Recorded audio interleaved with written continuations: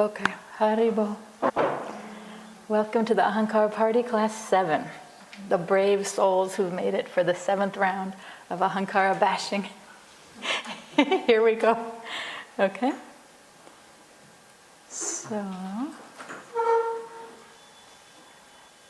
So today we're going to do a review of last class. We're going to talk about the Ahankara characteristic of competitive. And we're going to talk about 10 signs that your friend is secretly competing with you.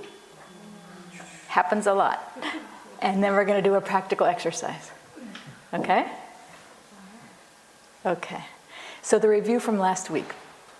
We were talking about criticism. Remember last week? And John became in the hot seat.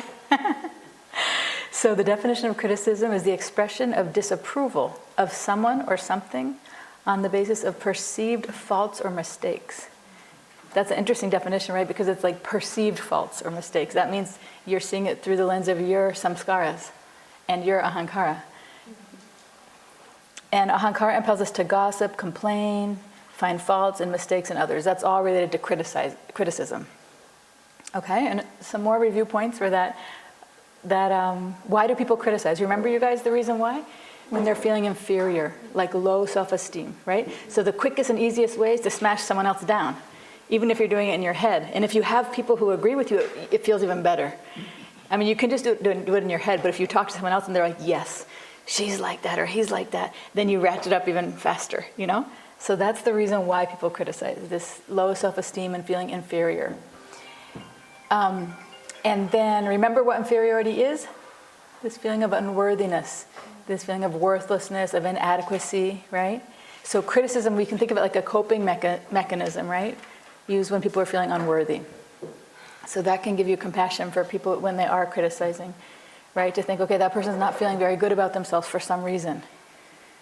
And then I was talking about indiscriminate criticism, right? So the more insecure we feel, the more desperate we come to criticize. So we'll just criticize on anything. And the example I gave is if you were like, imagine like you're like falling down, like just imagine off a mountain or something or down the stairs, you just grab onto anything not to fall. So that's how desperate the criticism gets. It's just like, the example I gave was like, oh, he's wearing a gray scarf. Hideous, you know, but really you're jealous because he's better at Sanskrit than you. Oops. I think it's Dowji's computer. Okay, and then we talked about inferiority complex, right? If you regularly feel bad about yourself when you compare yourself to others, and it's interfering with your life, then you might have an inferiority complex. So that's the extreme of feeling inferior. Most people don't have that. But if it's to the point where you can't function, where you're creating a lot of problems with other people, or where you yourself cannot do what you need to do to be successful in your life, maybe you have that. So that's the extreme end of inferiority. And so then I talked at the end, remember, about ways to respond to criticism, like don't take it personally, take pause, right? Try to get calm and clear. That's hard to do in the moment. So maybe you have to say, like, let me get back to you, you know, and then come back. It's very hard in the moment to take pause. You just want to fire back so fast, right? Become like a rock, you know, because sometimes when people are criticizing, not at all times, but sometimes they're looking to get an emotional response from you and then they feel satisfied. It's like the Indians trying to make you angry. When you get angry, that's very happy. So it's oftentimes, it's not satisfying if you give criticism to a rock. I don't know if anybody's ever tried that, right? If you went out into to the woods and you're just like, you suck, you're ugly, I hate you, you're stupid. Like it's not satisfying, right? Thank you for blessing me. But when you do it to another person, it's satisfying when you see them either fire back with something and then the game is on. You know, who can criticize more? Or you see them feel bad and maybe they feel bad and that's like, yes, I'm up now, I won, you know? So that idea, it's very hard to do. You have to have a very stable and calm mind, at least in that moment, to not respond, you know, and just be like the rock. Or you can flex your empathy muscles. It's very hard to do in the moment, but realize, okay, this person is triggered, that's why they're doing it. Because if somebody's not triggered, if they're in a happy, loving, kind mood, they feel secure, they're not going to do that. So they're feeling bad, but it doesn't come out like that. Criticism comes across like they're strong and they're powerful and they're feeling really good, but they're not. It just looks like that. Another way is to introspect, like just see, okay, thank you for the feedback. Maybe 1% is true, but maybe there's 1 grain of truth in there, you know? And the example I was saying is if somebody's telling you this, most likely 7 other people also think that. but they're not bold enough to tell you that, right? So you could be like, okay, this is something I didn't know, and maybe I don't even agree with, but that's how people see me. So maybe I should do something about that. If I want to be successful in my relationships in this community or in this family or in this workplace, And then the last thing is you could try to cultivate gratitude, right? For that same point. Like, okay, this person was, either they were triggered enough to just blast me and tell me, or they were compassionate enough to tell me because they're looking out for my best interest. So there's lots of ways to think about it, but the hardest thing is to have a calm mind. That's why I was spending time on sattvasizing the senses. Because if you can get your mind into sattva, it's easier, but it's hard to keep it there. I know. Okay? So then, look at how many Ahankara characteristics we've done. We've done a lot, you guys. Criticizes others, praises self, insensitive, hates, loves, and today we're going to do competitive. Competitive. Vilas is already like, ooh, what's coming in this one? Okay, see this cat? He's like, game on, I don't care. What are we doing? I'm going to beat you. So the definition of competitive, wanting very much to win or to be more successful and better than other people. You can see how that relates to Ahankara, right? Because Ahankara already thinks that it's number one. It already thinks it's the best. So it loves a good competition. If it wins, it just loves it. Just like, yes, that validates that I'm right, I'm better, I'm smarter, I'm whatever it is, I'm faster, I'm more athletic. It doesn't matter the thing, but as long as it's me and I'm better than you, And then you see how the guy, it looks like he either stole the trophy from him or hit him on the head with it or something, right? But somehow that feels so good. Not only that he won, but the other guy lost. And look at the other guy. And so that guy is at home probably dancing about it. He's probably going to tell the story to his whole family. Guess what? I won, but look at this loser. He fell down. He was so depressed. And that makes the win feel so much better. I don't know if any of you guys have ever played competitive sports, But when the other team loses, at least, back in the years when I played, the kids are mean. They're like, loser, you lost. They're singing songs about being a loser. Nowadays that would not be acceptable, right? But back then it was it felt so good, to look at the losers and be like, winners, losers, So that's the Ahankara. Look at the definition, wanting very much to win or just be more successful and better than other people. And it's not even like a program, it's not even like a samskara, it's the Ahankara, which is that just comes with the packaging of Ahankara, Okay, so the psychology of competition, why do people compete? So you guys already know this, but just to summarize, 1, to make others feel inferior. 2, because of low self-esteem. 3, to beat someone so they can feel superior. But it gets wrapped up in different cultures like, no, it's just fun. But I'm telling you, it's not fun if you lose. And that's why I'm saying, if you're like, no, that's not true for me, I just love to play. It's like, okay, but would you love to play if you kept losing? No, you wouldn't love to play if you kept losing, right? So then that means your Ahankara wants to win and wants to see someone feel inferior, Okay. So did you know that competitiveness flourishes in small group settings? This is a very interesting psychological point. They've done a lot of research on this. So in small group settings, like a classroom, a workplace, like a family, like a spiritual community, not a big one, but a small one, right? What happens is, if the group is too big, just say you're in a spiritual community or a family with 100 people, it's too hard to think you could win. You could be the best. But when there's 10 or 20 people or 30, you can suss out the room and be like, loser, loser, loser, loser, I'm better. All right, I got this thing covered, So the Ahankara loves small settings. That's when the game is on. That's when the competition is very fierce, When it becomes too many, too big, too many people, then the Ahankara is like, it's too hard to win, this one. Isn't that interesting? So, if the odds become diminished, being number one, then Ahankara is not going to fight as hard. But if it's small enough, the Ahankara is like, yeah. It triggers all the competitive juices to just go for it, and smash the other people down. Okay, and the reason why is that Ahankara wants to stand out from the crowd as number one. That's one of the things that Ahankara loves to do, to be seen as number one, just brilliant and, shining bright as the only one. Here's some ingredients required for what I call toxic competition. Here's the perfect storm. Okay, externally, you take a small group of people, You take a limited resource, like just one authority figure, like one parent. There's one mom and 10 kids. There's one teacher and a bunch of students. There's one guru and a bunch of disciples. There's only one, and everybody's vying for that person's attention, right? And then you take a culture where people are not told directly what their problems are, because nobody would hang around for that. Nobody wants to hear it. So then you're in a community which is most of every culture. You're not going to be like, you have this problem, right? So you don't know what your problems are, and you are supposed to figure it out yourself through hearing indirectly a lecture. And you're supposed to be like, oh, I have that problem, So the reason why, and then you're supposed to change yourself. And the reason why that's difficult is we often can't see what the problem is because the very nature of Ahankara is it blocks you from seeing your problem. So you take that externally going on.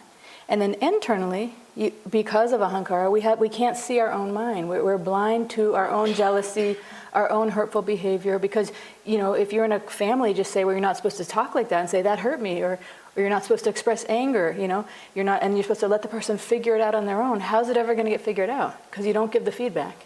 Or the other person can't take the feedback. Or they'll run away if you tell them the feedback. Or you'll have strained relations so you don't tell the feedback, So then the onus is on that person to figure it out, but the person doesn't think they have a problem.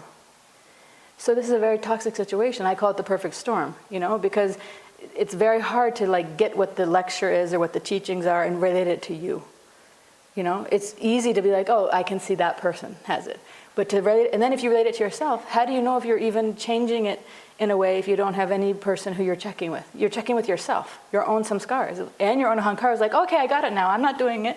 But it's such a very, very difficult situation. And I'm just painting the picture clearly because I think it's important to see what the situation is. You have an external situation that I described where you're not being told directly the problem that you have, anybody, and unless you can think of a situation where it's like that. It's very rare. Even if you ask somebody, tell me my problem, they're probably not going to tell you. It's going to ruin probably a relationship if you say it, So then you have to figure it out yourself. But because of the Ahankara, we can't see it. Plus, on top of that, most people lack some sort of this compassion and empathy that I've described, right? Why? Because your mother didn't give it to you. So you don't have the empathy for yourself. You don't have the empathy for other people. You can't see what some scars are that you're doing that are causing you and your Ahankara to act in certain ways that are hurtful, and you feel inferior. So on top of that, you act in ways to make yourself feel superior. And everybody has unhealed childhood wounds, which they also either don't see or don't want to work on. So I'm painting a very, I think realistic picture. Bleak, but realistic, because if somebody doesn't say it, the easiest way for me to say it is using this situation.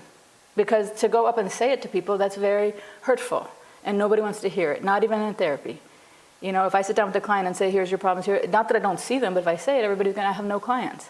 So even when I try, it's very hurtful.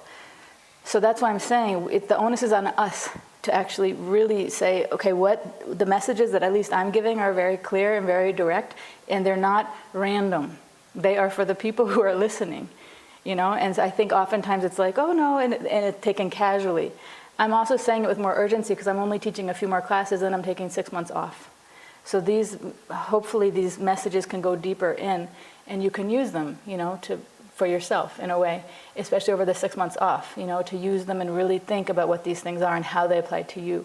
One idea is also to get a partner, like I suggested before, work with somebody deeply on them, because it will help you a lot if you're courageous enough to look and apply them to yourself.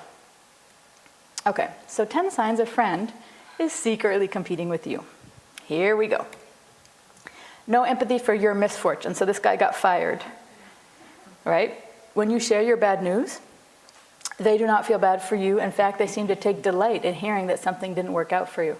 Have you ever had a friend like that? Friend, right? Where you share something bad that happened and they're like, oh, they're like, they actually don't feel any empathy at all for you. And they may even give you a lecture. I knew you were going to get fired. You kept going late to work. It's like, is that the appropriate time to give a lecture to me when I'm feeling horrible? I don't know what I'm going to do with the rest of my life. I don't have any income now. I have to pack all my stuff. And they give you a lecture. That's actually a sign of no empathy, right? And that's also a sign of secretly kind of competing with you, feeling happy actually, in some level. Like, okay, I was already feeling bad about myself, but the fact that you got fired, I feel better now that I'm just a homemaker or whatever. Maybe that was the issue. It's like 2 sisters and one's at home with the kids and the other sister has a good job, just say. That one sister secretly feels probably a little bit jealous that her sister has a successful career or job. So when the sister gets fired, she's like, oh, it makes her feel good, actually. These are the bitter truths about the Ahankara. They copy you. So imitation might be the highest form of flattery, but a friend who's in competition with you has ulterior motives actually to bring you down. So it could be like, no. They just, they're like, I had one sister that always did that to me. Whatever I would do, she would do. She was 2 years younger, and it drove me crazy. She was always copying me, If she wanted to have the same friends as me, she wanted to wear the same clothes as me, she wanted to play the same sports as me. And my dad was like, no, she's just, she looks up to you. I'm like, oh. So it's just, it doesn't feel nice being on the receiving end of that, right? And it also doesn't feel nice if you know actually why they're doing it. If they're copying you, they're watching your every move, they're copying you, but they're trying to do it better than you. And they're trying to show, once again, how they're superior. And this is the Ahankara story again. It comes out in different ways. So you can think it's like flattery. But if you look at it, why are they really doing it? Like, what would it take to have to copy someone?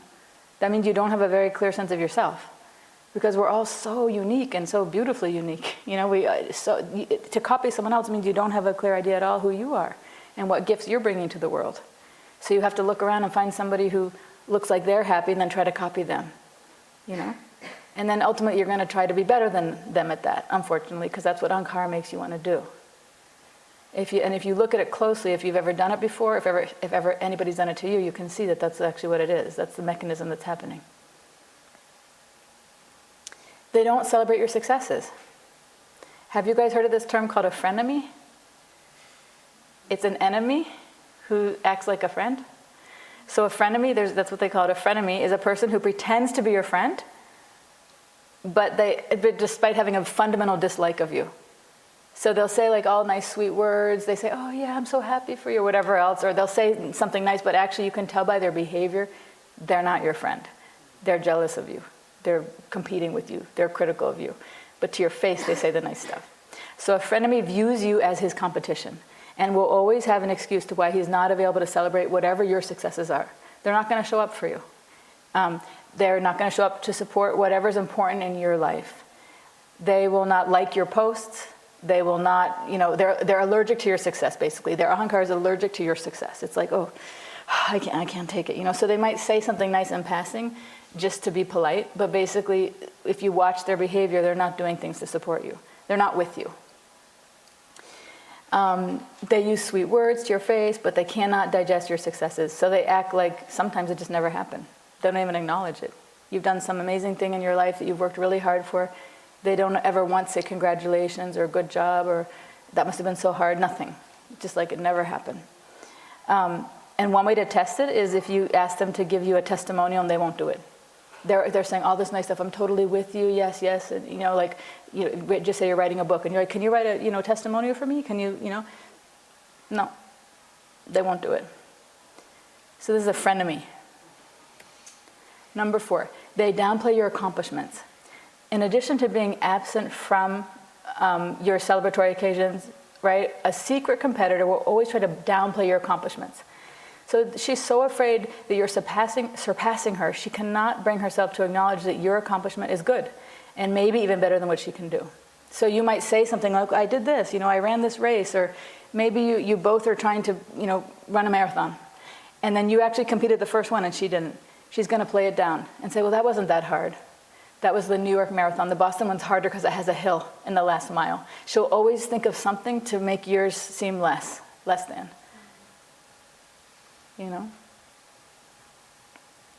They try to one-up you. This is a favorite game of the Ahankara. One-up. Do you know what that means? You say something and they say something better. You say something and they say it better. So this one is saying that what you did is worse, and the other one is saying what they're doing is better. It's just Ahankara again. Are you getting sick of the Ahankara? It's becoming so tedious when you hear what it's always doing something, trying to make you worse and itself better. So they watch you like a hawk, and then they try to outshine you in everything you do, even if it has nothing to do with their interest or skill set. The main point is they want to beat you. If you share that you wrote a book, they have to chime in and say that they wrote 2 books. If you start teaching, they want to start teaching. If you create an e-course, they start creating e-courses. So whatever it is that you're doing, they're on you, and then they have to do it better than you, more and better, and then tell you about it. always trying to one-up you, whatever it is. If you're wearing blue, they're going to wear better blue. It doesn't matter. But they've got their eye on you and they have to smash you down. Okay? They also boast about themselves to you. This lady bought a fancy purse, it looks like, and she's showing off to her friend. Right? So they watch you like a hawk and they study you very carefully. Then they try to outshine you in everything you do, right? Even if it has, actually, this is the same point. Oh, yeah, excuse me. Okay, they always keep an eye on you. You see this? Have you ever feel like somebody's staring at you, watching you and staring at you? It feels very disconcerting when somebody's got their eye on you and they're watching what you're doing. They're watching what you're saying. They're watching what you're wearing or whatever. So it's impossible to compete if you have no idea what the competition is up to, right? So that's what they're doing. That's why they're watching you. They're going to spend time finding out what you're up to. Even if they can't see you, they're going to ask people about you. What is she doing? Or what is he doing? Or where is he going? Why is he doing that? Have you heard anything? They're so curious about what you're doing, because they want to compete with you. But if you don't know what the competitor's doing, then how can you compete? So they're trying to get information, And when you're in their presence, they'll stare at you. They're trying to get any morsel of information they can about you. Okay? They attempt to sabotage your success. These ones are very obvious sabotaging. See the lady's tripping the other lady, and the guy's kicking the guy off the cliff. So it may not be blatant, like she's going to try to convince, but if she does try to sabotage you, which usually they're trying if they're competing, that's the whole idea, right?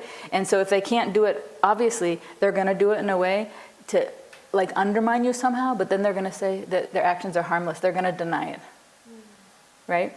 So something in your gut, though, tells you that they have some ulterior motive, or it doesn't feel right. It doesn't feel clean. It doesn't feel like really that what they're saying is true. And a lot of people have a good gut instinct to trust and be like, this doesn't seem right. So sabotage can look like this. It's very simple. Like, just say you're trying to lose weight, and then they bring you 12 donuts. They're like, here, just for you. This is for you. And you're like, yeah, but I'm trying to lose weight. I have a health issue. Why are you bringing me 12 donuts, Or accidentally revealing information about you, personal information you've shared, to your guru, or to one of your god sisters, to somebody very, that you would never want to know that. And then they go, oh, oops, my bad, So that's a way to sabotage you, to make you look bad to others.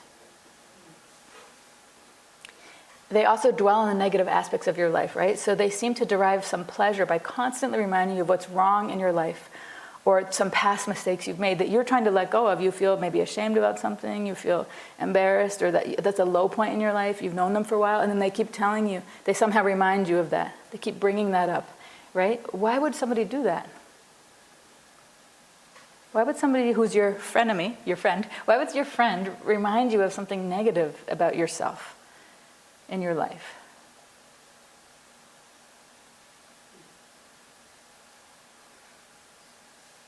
Why do you think? You want to give Malati the mic? I think it's for the same reason, to show that they're superior, that they would never make such a mistake, and just to make it clear that what they do is better than and show how lowly the other person. Exactly, and think about when it would flare up. If they don't do it all the time, when would that make? It's almost irresistible, and they have to do it. What would trigger them? Just try to get in the psychology of their mind, Vilas. What would trigger them to be like, I have to say it now. I have to just say something to make them, remind them of their mistake. I think when my Ahankara perceives that the other one is better, exactly. I think in that moment I have to bring the other down. Yep, that's right.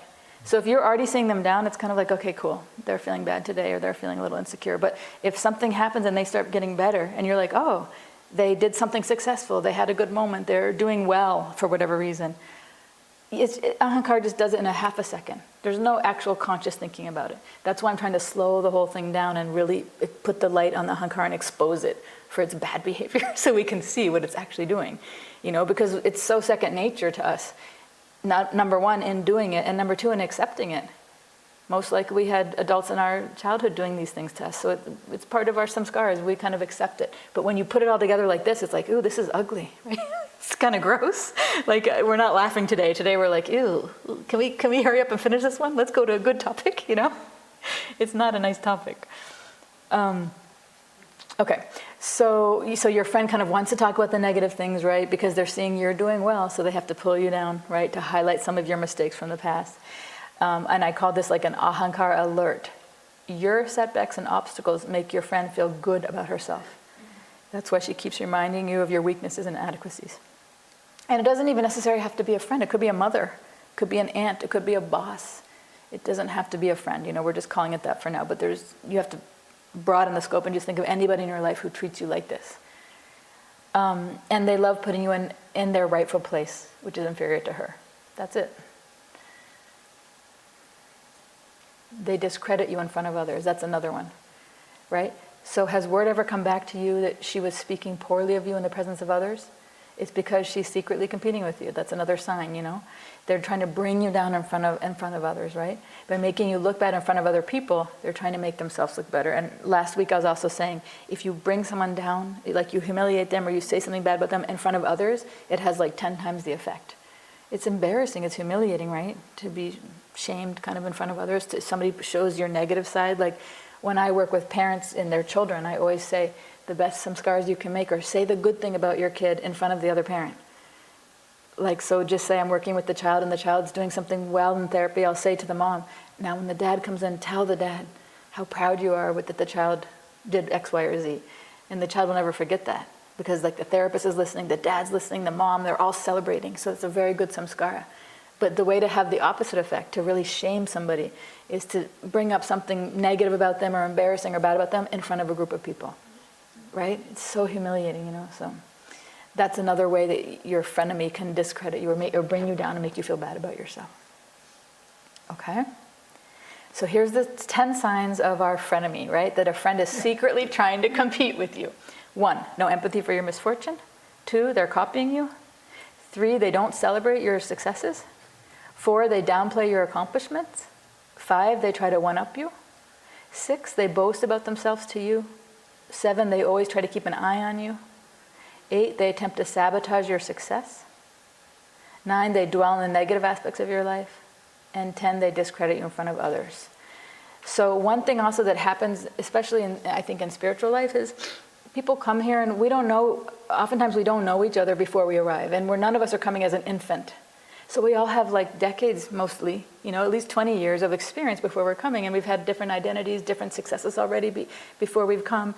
And then we come here, and then if you come here, and it doesn't matter if you're 20, 30, 40, 50, whenever you come, then you're seen only from that point on. So if you come a 50-year-old, you could be a very successful businessman, an executive, but you're not seen as that. You're like, oh, this is a new person. They don't know anything, And so we don't really see the person actually for all of their, on the positive side, all of their strengths. We don't see that. We only see them as like somebody new, But then what happens is if they show some strength, jealousy kicks in right away. It's like, oh, who are they to think, So without understanding that they've lived a whole life before arriving here, and they probably were pretty good at things. All of us were. To even be able to make it to India, you had to do something, right?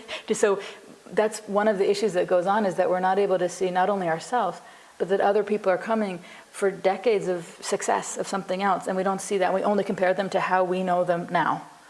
Like this new person, who doesn't know anything, but actually they do know something, And then on top of that, we all had many past lives that we're bringing with us too. So we have all these vasanas, we have all these samskaras from past lives that we're already pretty good at something. But none of that, like if you're jealous or if you're, criticizing or if you're competing, you don't see any of that. It's easier for the Ahankara to be like, this is a new person. It's like, yeah, see, they're new. And I know more than them, and it feels so good. Instead of the opposite, which is, oh, this is cool. This is somebody who has had life experience and they've chosen to come here. How can I get to learn about that person, learn about what they're good at, so I can support them, so we can come together as a community and work, hard together with each other's strengths. It's a different way to look at it than this. It's the opposite of this. Thinking automatically new person competition. The more people that come, the less time you get with Babaji. That's the way to think if you're possessive, if you're attached to the body, But if you're thinking, oh, wait a minute, like we can all come together as a group, each with our strengths, and work together, it's a whole different mindset, So that's the idea with this.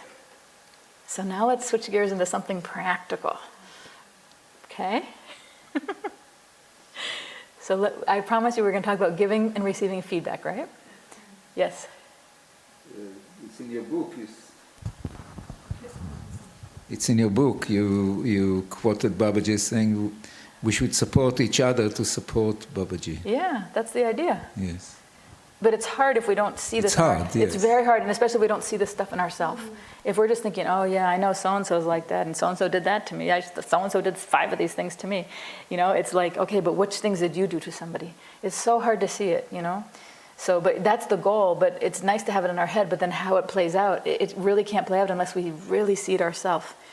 Because Babaji's not going to come around and be like, you're like that, you're like that, you're like that, That's not his goal, So we have to see it. And so these are some introspection tools that are very painful to look at. But if we can be in a loving relationship with each other, we can help to communicate to each other and also to take the feedback ourselves and uplift ourselves, I think it's the only community I've heard of that's doing it this systematically and seriously, really looking at Ahankara for this long and Manas for this long, right? So we have an amazing gift from Babaji, a chance to do this, And it's the fact that you guys are all coming every week is wonderful. It shows that you're serious. So I'm not trying to say that you're not taking it seriously. It's wonderful that you're here and you're listening every week because it's hard to hear. The Ahankara doesn't like it. It's like shaking after. It's like, when is this thing going to be over? So last week I said we're going to talk about how do you give feedback, especially if it's something negative, right? And then how do you receive it? So I was going to do an exercise that we can practice that because that's not easy. Because part of it might be like, yeah, I want to work on that, but how? How do I work on that? How do I tell somebody that I'm in a relationship with that they did this thing to me? And how do I receive it if somebody tells me that thing, right? So there's many ways, but I'm just going to do a simple one. We're not going to get it all in one class, but I'm just going to give a simple one for us to try, okay? So for giving feedback, the first part of the exercise is always you. So look at these 10 sentences, right? I'll go back here in just a second. Oops.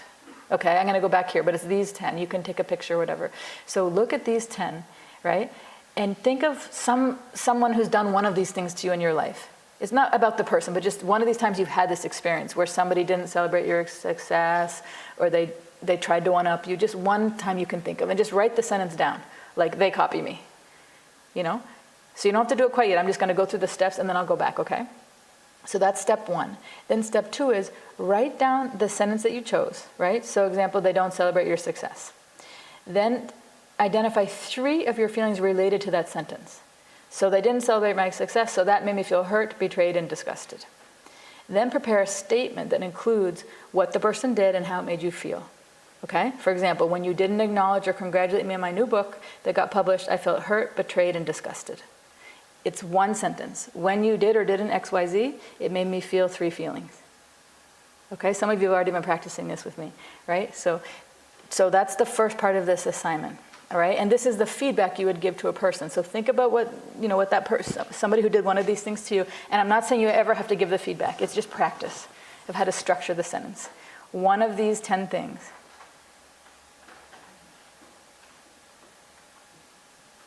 And you might not even want to word it this way. You might not say, like, when you tried to one-up me. Because they'll be like, I didn't one-up you. I was just sharing my thing too. So you have to think of how you'd word it so it's not, the Ahankara might not get triggered, So when something related to one of these things, but you might want to word it in a way that the Ahankara might hear it. It made me feel 3 feeling words.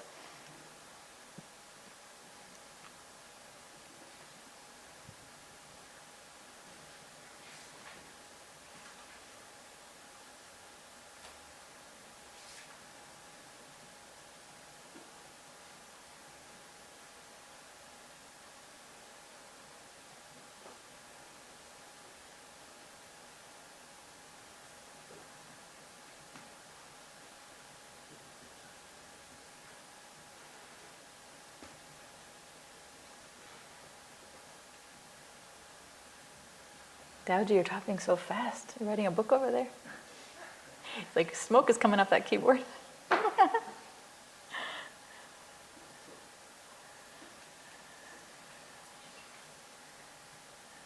Joshika, can you please put the other slide with the exercise again? Yeah. Thank you.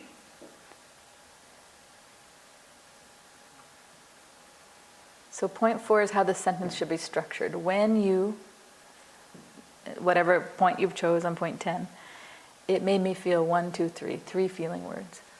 And feeling words are just one word, right? Like scared, angry, frustrated, unloved. And if you are listening online, you can just Google a feelings wheel if you don't have one. You know, on Google they have lots of different choices to find 3 feelings.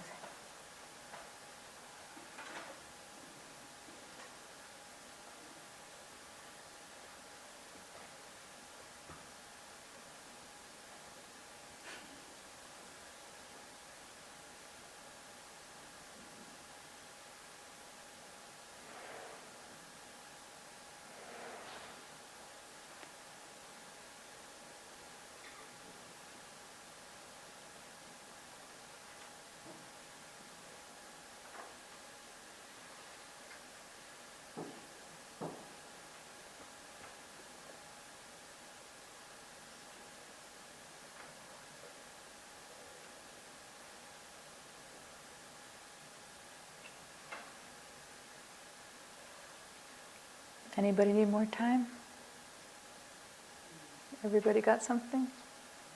No? Here's the examples again.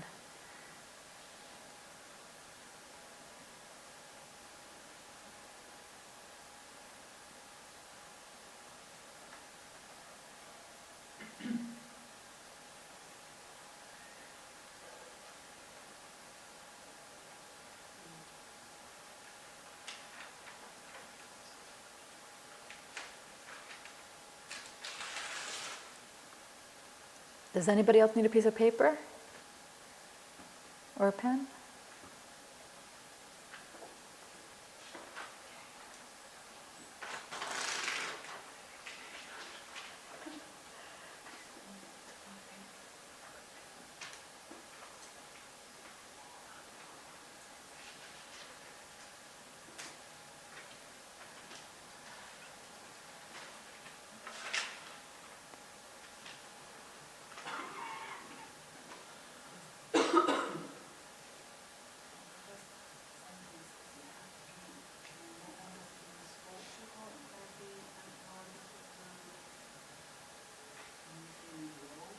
Yeah, sure. That's a misfortune. Yeah. When you had no empathy for me when I was feeling low, it made me feel 3 feelings.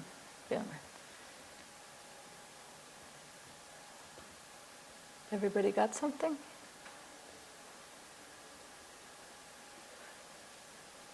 Okay.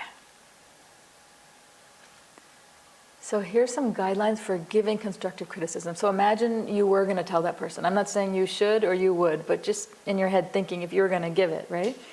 Number 1, you start with I feel statements, right? So that's why I said, like, I feel. You can also reverse it. I feel hurt, betrayed, or sad, or whatever, when you can put it the second half, you know? But the main point is you're using I feel. You're sticking on the feelings, not on how bad of a person they are, you know? I feel is like the thing, you know, especially if you say 3, that's good. Because then it's more about I feel. And your feelings can't be wrong. Your feelings can't be wrong. That's the good news. You can feel whatever you want to feel. They may not like it that you feel angry at them or that you feel betrayed, but you can.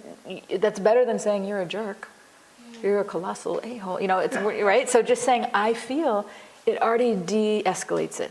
It's my feelings. This is my experience of feelings. I think is a whole different story. That's when the fights start. I think. You think that? Oh, really? Well, I think that. And you know, then you just start attacking. But I feel, nobody can tell you that your feelings are wrong. They can. I mean, they can, but yeah, you can be like, no, sorry, I'm allowed to have my feelings. Okay, so that's why we use I feel. The second thing is avoid you are. Like, you're this, and you're that, and you're that. And then as soon as you do that, they're not going to hear anything else you're going to say. So I feel when you did, and then the third point I'm making is be very specific. Not when you always bring up my downsides, you know. Or what was it? When you always bring up my negative aspects, yeah. When you always bring up my negative aspects, I feel angry. No, they don't always do it. Actually, they do a lot of other things that are probably nice. So don't say always and don't say never.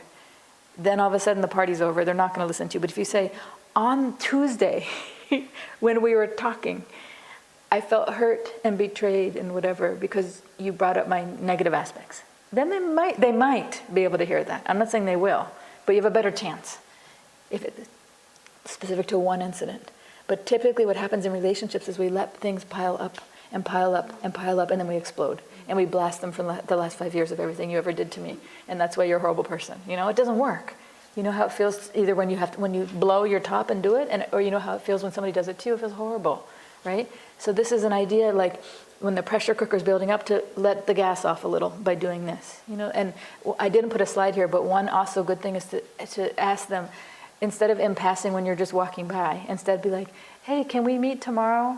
I want to talk to you about something. You know, there's an interaction we had. So they're already prepped. Like, oh, we're talking about something that probably you're upset about.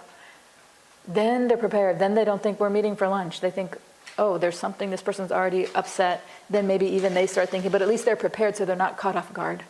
You know, and then you sit down and you say, I have about, half an hour. Is that good for you? So these are setting boundaries already. Do you have a half an hour? No, I have 15 minutes. Okay, 15 minutes. And if you don't think you can do it in 15, then you say, I need more than that. Can we reschedule? Or whatever. But you try to set the boundaries nicely. So both parties already agree we're going to have a conversation. It's about something that happened between us. And we'll probably do it in about half an hour. And you can even say, I want to say something, but I also want to hear what you have to say. You can even say, I'm practicing a communication technique. I may not be great at it yet. Like, please be patient with me. I'm trying. Or something like that. Then these are all nice ways to set the... Can we say ground rules rather than boundaries? Yeah, you can. Yeah, you can say, here's some ground rules that work for me. Do you want to share any that might work for you? Have you ever done this kind of thing before with somebody?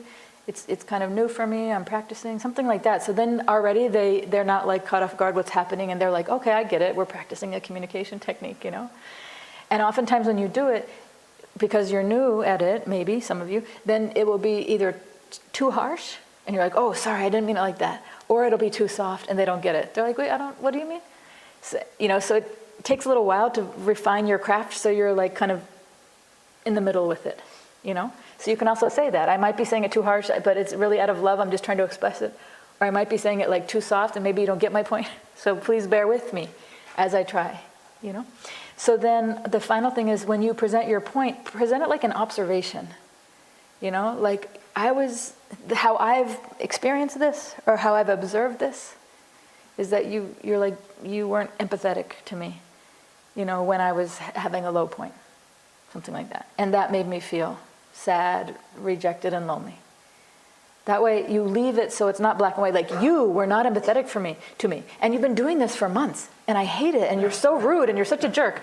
Who's going to listen to that? But if you're like, how I experienced it, and I could be off, like, give them the benefit of the doubt. I could be off, I don't know, this is how I experienced. So you leave it like more soft. So then they can come back and go, actually, okay, thank you for telling me. And then we'll get into how you respond to it too. But that's the idea. So it's not black and white. Okay? So here's how to receive the criticism when it comes. All right? Number 1, take a deep breath and ground yourself. And when you receive criticism, you want to feel in control. So one way to feel in control, like I said, is if they haven't booked in advance with you and done it, and if it feels like you're being thrown off guard, you can go, okay, I really want to hear you, but I wasn't prepared for this, I wasn't ready for this, and I'm already feeling triggered. Can I have a day? Or something. So you want to feel not thrown off and not attacked. You want to feel like you also can, and you could say, could we just email about what the point is in advance and agree to the parameters up front on the email and meet tomorrow? Because you want to come with a cool head. And if the other person has prepared and you're not, it feels very disorienting, and then you might just snap, and then you might be regretful for what you said, right? So you can also say, okay, if they're coming to you, but if you know it's going to happen, you've agreed Tuesday at 2, then you say, okay, and you still take your deep breath, ground yourself, think, okay, this is a really cool opportunity because we've agreed to this in advance, and both of us are trying to grow and change and learn how to express. So you can be grateful for the opportunity. And then you can listen closely. And this is usually when somebody's starting to criticize, the first sentence that comes out, we're already preparing our response, right? It's like, no, well, you, and you, and you. And so then we miss everything else they're saying. So try to make a promise to yourself, I'm just going to listen. I'm not going to try to have my response yet. I just want to hear what they have to say. Maybe you don't even make your response in that meeting. Maybe you just ask them more questions and say, I really want to hear your experience. We're God sisters, or God brothers, or somehow we're family, we're related, so I want to know your heart. So just talk to me and let me ask questions and let me really understand you. And maybe tomorrow we can meet and I can give you my response. That's what I do when I work with people in therapy. I don't do them both on the same call unless they convince me. But usually I say, I like to do separate calls where one person gets the whole hour to talk and the other listens, and the other one then chews on it and comes back, and then the other one talks. It feels very nice when you're heard like that, and you don't have to make a response in the moment. Then you can take notes and come back and think about it, and if something's really triggering, you can nurture yourself, cool down, and come back with how you want to respond. Okay? So then when they're giving the feedback, you want to say, thank you very much for this opportunity to learn more about their feelings, right? And to practice kind of this healthy communication technique. And then you just want to repeat back what you heard them say. For example, so what I heard you say, that sounds so nice. It just is like music to the ears. When you're like, oh, so what I heard you say, it feels so good. It's like, oh, you were listening? Because we don't usually use that in our communication. So if you say, what I heard you say, it's like, oh, yes, was that you felt hurt. You felt betrayed and disgusted because I did not acknowledge nor celebrate you when your book got published. So you're just literally saying back exactly what they said. You are not trying to show how smart you are. And is it because your mother didn't acknowledge you, and so that's why we're not analyzing their samskara, we're not analyzing their ahankara, we're not summarizing. It feels really not nice when somebody tries to summarize it because they used the wrong words and they didn't capture it. You're not trying to capture the essence. You're literally trying to be like the recorder, like a recorder in your brain, and say the exact words. And the more exact you can be with the words, the more the person feels heard. But when you do the exercise, it feels weird. You're like, I feel like a parrot. I'm just like saying the same thing back. I feel like a parrot. Like it doesn't feel like I'm being effective at all. But then I always ask the other person, how did you feel? And they're like, oh, I felt so good. It's the first time in my 10-year relationship I felt heard. So on the receiving end, it feels very wonderful to be heard like that. Okay, and so then once you've said what you said back, then you say, okay, now did I get that right? Did I understand your point correctly? Right? And then would you like to add anything to that? Because hearing it back makes you sometimes want to add something. Okay? And then you go on to their feelings. So they've listed 3 feelings. So just pick one that you're interested in. So you'd be like, betrayed. I didn't realize you felt betrayed. What made you feel betrayed? Tell me more about that feeling of betrayed. And try to strike from the record the word why. When you say why, immediately it puts the person on the defensive. I call it like a curse word, So if you say, why did you feel betrayed? It's like, why did I feel betrayed? I don't even want to talk to you. Get out of here. But if you say, oh, interesting, betrayed. Tell me more about that. As soon as tell me more, it's like, oh, I've just been waiting to tell you, It's such an opening of the heart when you say, tell me more, I want to hear more. And then just let them talk. And they're probably going to be triggering to you. You did this and you did that, and it's because you were like that. I go, okay, so I'm like that, Yep, you're like that, okay. So, it's an exercise in your ahankara and keeping it, kind of more humble and just listening to how they see it. Because they're not going to talk like that for 5 hours. It's something like a poison or a venom that has to come out, and you can hear it. And to the extent that they're maybe attacking you is to the extent that they're hurt. It's like a wounded animal that you try to touch its broken leg and it wants to bite. So that's a sign that they're hurt. So it's like a healing balm for you to listen. Not to the extent that they're cursing at you or something, but if they're just, and you did this and that. Okay, so I did this and I did that. Tell me more. And I didn't understand, so I didn't realize I didn't realize how that made you feel. So you just try to listen the best you can and keep repeating back parts of it to make sure you understand it. And then this is the hardest part, is taking responsibility for your part of it, right? But you don't want to do it in a fake way. So you don't want to be like, oh my God, I'm so sorry. Like, I didn't mean to do that, if really you don't feel sorry. So that's why, to the extent that you can probe on the feelings, you're just looking for some place where you can overlap with your hearts. So just say 90% of what they said you do not agree with. You're like, no, they're totally triggered. There's some scars, they don't get it. But there's 10% which is usually their feelings, not their storyline, but their feelings, that they feel betrayed. That part you can go, oh wow, okay. I'm so sorry. I had no intention to make you feel betrayed. So here's the example. I'm very sorry that I made you feel betrayed because I didn't acknowledge or celebrate when your book got published. I was so absorbed in my work that I didn't take time to congratulate you. And honestly speaking, I was a bit jealous, but I don't want to feel jealous of you. I have to work on that. Please forgive me. what you did was really wonderful, and I'm sorry for not being a better friend to you. Do you see how that feels so honest? It feels honest, you know?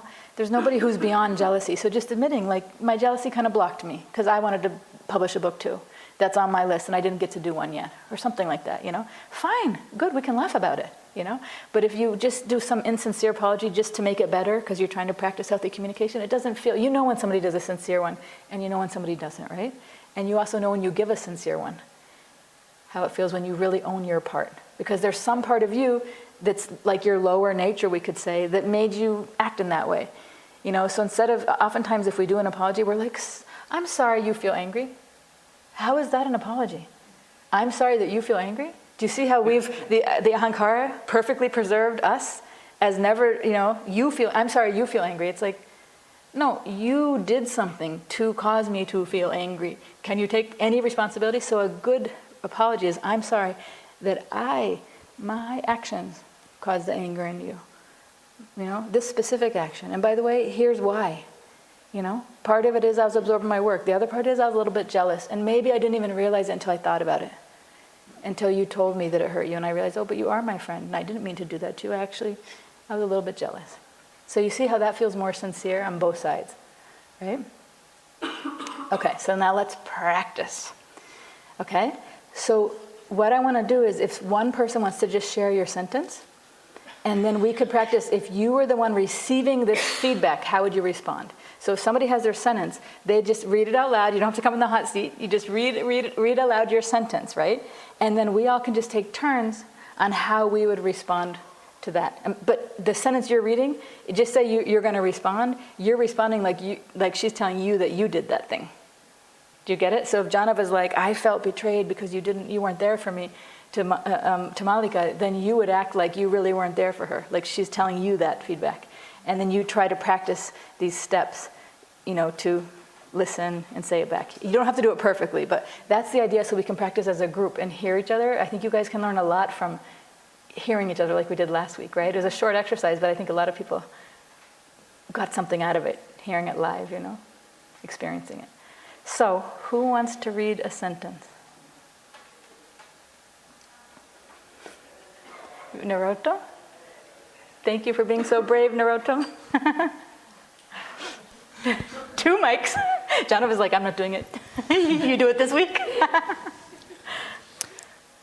So the sign of a friend competitor that I chose was he doesn't celebrate our success. Okay. When you said that my new job at the XYZ company was actually nothing else but a material endeavor, and that it was even contrary to bhakti, I felt humiliated, unseen, and minimized. Aww. Okay. You guys heard it? So if you're responding, you're going to respond like you're the one who did that to Narottam, okay? Good job, Narottam. Thank you. So now, so what you want to do is take a deep breath if you're going to respond, pretend like you said that to him, and you've listened to what he said. You can also ask him to repeat. Oftentimes you can say, I didn't quite catch it. Let me try to hear that again. Say it one more time. And then you want to repeat back what he said. And then you want to ask about his feelings. We can do it together. We can do one step at a time maybe, instead of one person doing it all. Does somebody want to do the first step? Go ahead, Vilas. So, Narottamji, I heard you say that when you got the new job at this company, then, and I didn't acknowledge your success, then you felt, and when I said that this is just a material endeavor, and this is even contrary to bhakti, then you felt betrayed and hurt, and I'm not sure, and you said also something else, I didn't catch it. Could you correct me, please? Get the mic. Yeah, I felt humiliated, unseen, and minimized. Okay, so when I did not acknowledge your success of getting the new job, then you felt humiliated, minimized, and what was the third thing? Unseen. Good job, Vilas. Yeah, it's good. Okay, you felt minimized, unseen, and humiliated. when I did not acknowledge your new job. Yes. And also there's one part, you want to say, did I get it right? Okay. Yeah. Now, did I get it right? Yes, exactly. Although I didn't say that you hadn't acknowledged my new position, but it was implied. Okay, but okay, what I did is I criticized your new position and said that this is contrary to bhakti and that this is a material endeavor. Yes, exactly. Very good. You got it right. Good job, you guys. Thank you. Very good. That's the first step. Good. Okay, so how did that feel, Narottam, to go through that with Vilas, clarifying until he got it? How did it feel? Although it was an invented example, I just copy-pasted from a real-life experience, but in different circumstances. But when Vilasa was, although from the very beginning he didn't remember exactly what I had said, but then he made an effort and then he tried to remember, and then I felt, oh, he even, maybe he doesn't remember exactly, but he was trying to remember, and he made an effort, and then again and again, and finally he got it right. So example is fictitious, but then I felt, well, it's some special feeling that a person makes an effort to understand you, and also to really feel what has happened and what the way I express myself. Very good. So the fact that he was trying, and it probably felt good when he's like, I can't remember. You're like, oh, good, let me tell you, right? It felt good when because oftentimes our own Ahankara, we want to be perfect and be like, no, I got it. It's this, this, and this. And it's like, no, but don't make it up if you didn't get it. If you don't know, you have to be humble. That's an act of humility to be like, oops, I can't remember. And then to say it again, oops, I'm sorry, I only got 2. I can't remember the 3rd. That's good. That means you're trying to hear the person. And he felt better when you did that, Vilas. You know, our Ahankara would make us think the opposite. That we're looking stupid or we look like we don't care. But actually he felt better when he was like, oh, he's trying so hard and he cares. He cares to know the exact words I used. Beautiful. Very good. Okay, so what's the next step? So you repeated back. Now let's give someone else a try to respond to Narottam for the next part. Okay, so the next step is asking about the feelings. So Tanvi, go ahead and ask Narottam.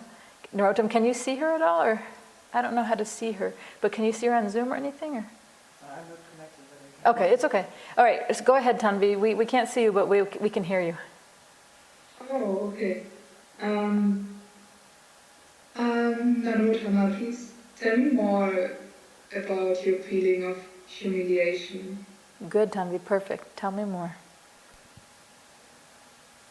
This job was a result of many efforts, and I really wanted to get it, and I also wanted to share this happiness with you as my friend. But then you dismissed this, you just neglected this whole moment of happiness, and on top of that you denigrated me. So that's why I felt myself humiliated, and even guilty for what I have done. Very good. I'm sorry to hear that.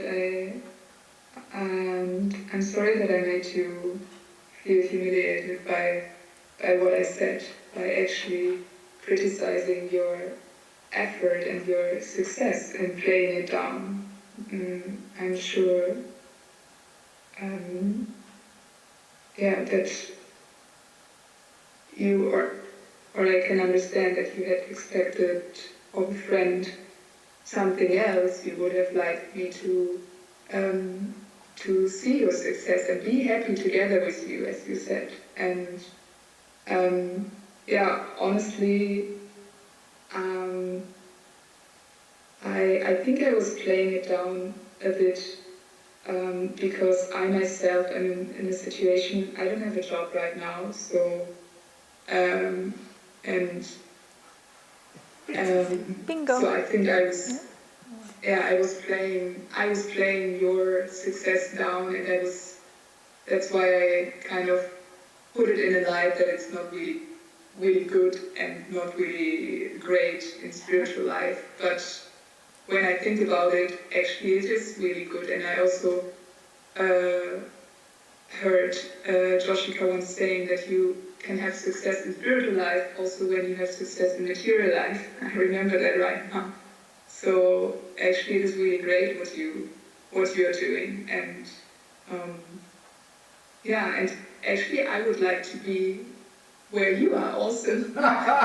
Bingo! But I'm still on that.